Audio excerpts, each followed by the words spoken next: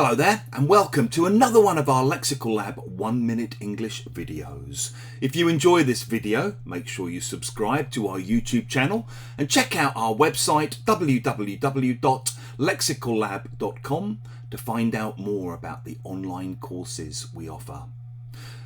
At the moment, a fair few of my students are studying in areas affected by Russia's war against Ukraine. And yesterday, a new student joined one of my groups coming from one of these areas.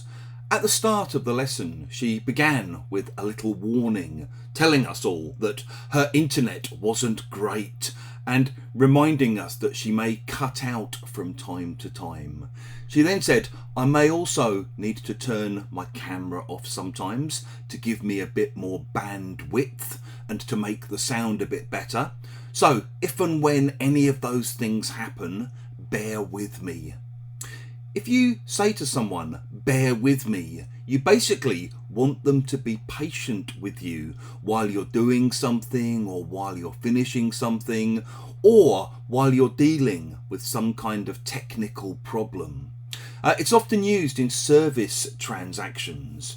For example, maybe you have to go to an office looking for a copy of a certificate or something, and the person working there might tell you, if you'll just bear with me for a moment, I'll find you a copy of the correct paperwork. We also use it a lot when talking about technical problems we have to deal with.